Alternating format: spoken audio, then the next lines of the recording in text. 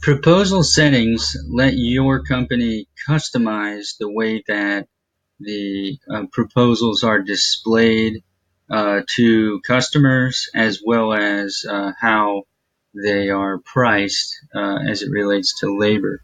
Um, I've got a couple of different pages loaded so that I can show you how these settings relate to those different things. The first option that we have is a cost breakdown. We have a detailed cost option or a lump sum cost option. So when you send out the proposal to the customer, you can have a detailed breakdown of all the various, costs that you have as the basis of your proposal. These costs, of course, include the margin that you're selling the job for to the customer. This is different from the lump sum type, which does not include any of those breakdowns. So the next option that we have is the cost per hour for part labor, or the cost per square foot for part labor. I recommend that you use the per hour method, but when you are pricing a proposal, if you scroll down to the labor rates, okay, the cost per hour or the cost per square foot will be selected depending on the setting that you have here, and the labor rates used are going to be loaded based on the rates that you define in your proposal settings. So you can quite easily change this to any value that you want to. You could also switch it to the cost per square foot. The proposal settings basically just establish the default values that are loaded here when you're creating the proposal. Next, we have proposal notes. So after you move past the page we were just looking at, and after you add the overhead items to the proposal, before you finalize it, you have the opportunity to customize the notes.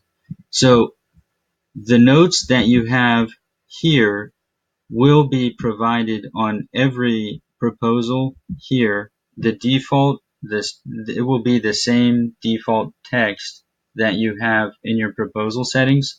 Your estimators can customize whatever this says. They can delete it if they don't like it. They can exclude items. They can include items. They can quote alternate prices. They can customize, the notes for each proposal as they go.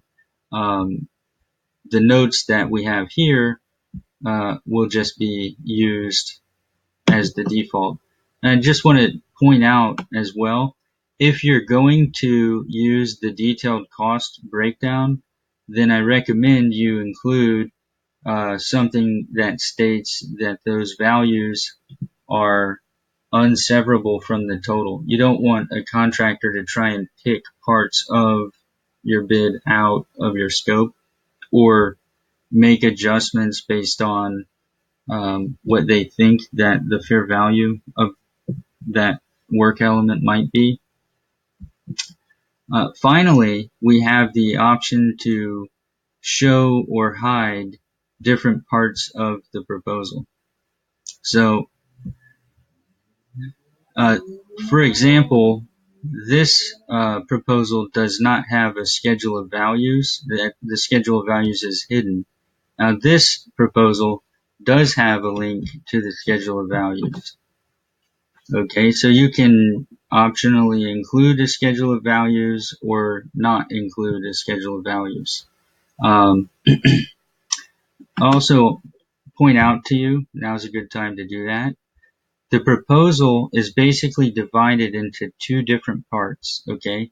The summary deals with the pricing, okay? The terms and conditions, that's going to be like a contract. It also includes pricing.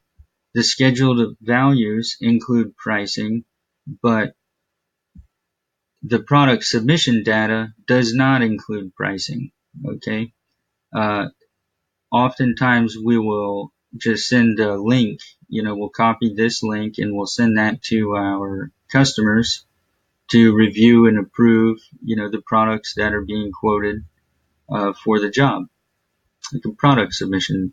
On that side of the proposal, okay, we can optionally show or hide product files and labor durations. So they're both shown here. They could be not shown or shown. Now the product files are they're files that are associated with parts. When those parts are used somewhere in the proposal, we'll include a list of the associated files, which can be convenient as it relates to assembling the safety data sheets that are often requested by the customer. The other interesting feature here is the durations.